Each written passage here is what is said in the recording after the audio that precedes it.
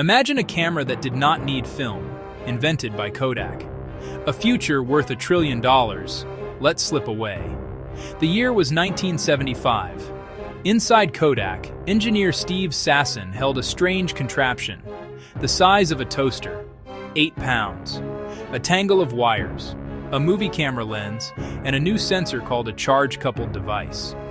23 seconds for a single grainy black and white image. Stored on a cassette, played back on a custom unit, displayed on a TV screen. Fuzzy, low resolution. But there, a photograph with no film, no paper, no chemicals. It was pure data. In that quiet lab, they witnessed a revolution. They showed the camera, the portrait, the path forward.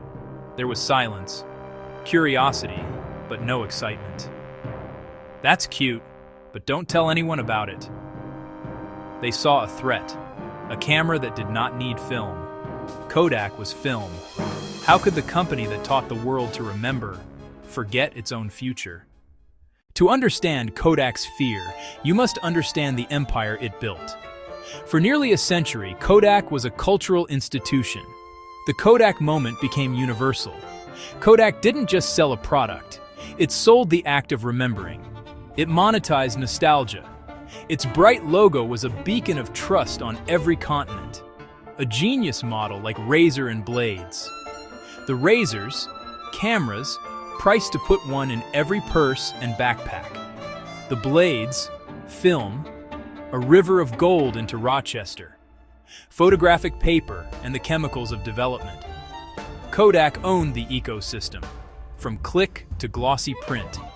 Recurring revenue the world envied. A paternalistic city-state, high wages, benefits, lifetime employment, in return for loyalty.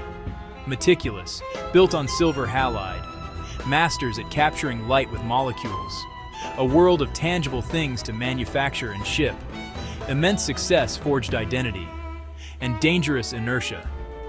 Why change a formula generating billions? Why disrupt a market you controlled?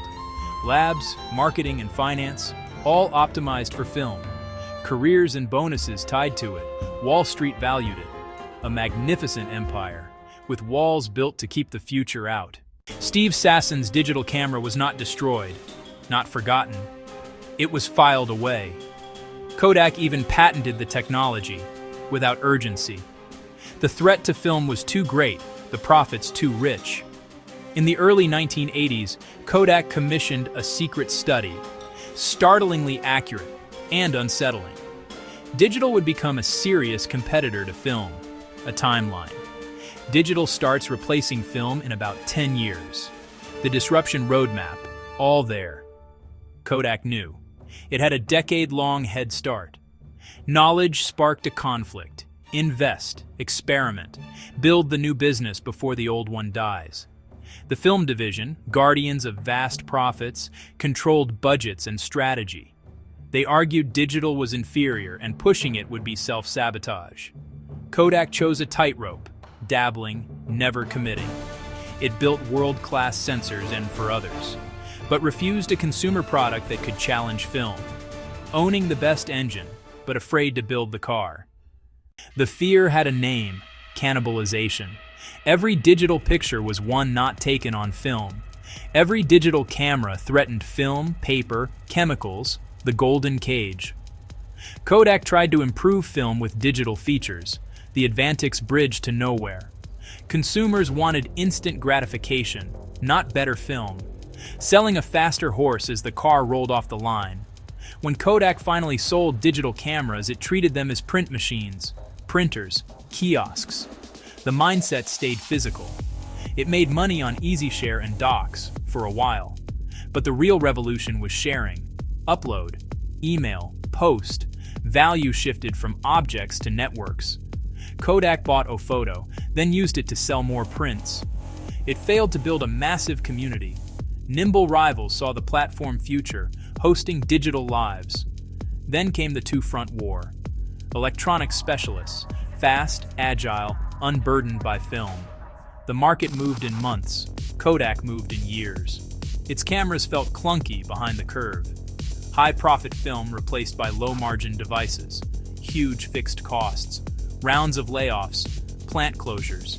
Investors fled as Kodak clung to the past. The final blow was the smartphone, a great camera in every pocket. The world stopped needing a camera company. Kodak missed digital and mobile. On January 19, 2012, the unthinkable happened. A 131-year-old icon filed for Chapter 11. The giant finally fell. The company that shaped our memories was buried under debt and legacy. Kodak sold its digital imaging patents for over $500 million to Apple, Google, Microsoft, and others. A bitter irony, selling the future it invented to pay for the past. Once bustling hallways, now quiet. Engineers who saw the future watched their work auctioned off. Not one bad decision, a systemic, cultural failure. Each choice to protect film was a stone on the path to ruin. In 2013, Kodak emerged, smaller, focused on commercial printing. The yellow box, the cameras, the household promise, gone, a survivor. But the Kodak the world loved was dead. 6 lessons of a fallen king. 1. Be willing to cannibalize your own business, or someone else will. Kodak saw the cannibal and locked it away. 2. Don't just have tech, design the model, software, platforms, services. 3. Customers chose immediacy and shareability over pristine quality. 4. Create safe havens for radical ideas. Budget, freedom, permission to fail. 5. Be fast and iterative, better than perfect and late. 6. Never let yesterday's winds anchor you to a sinking model. This is a human story. Fear, pride, the pain of letting go. The safe choice was the wrong one. The ghost of Kodak haunts boardrooms worldwide. Today, the world is saturated with images, on smartphones and social networks. Kodak invented the technology, had vision, had the roadmap, a 10-year head start. The failure was execution and nerve. They had the camera, but missed the moment.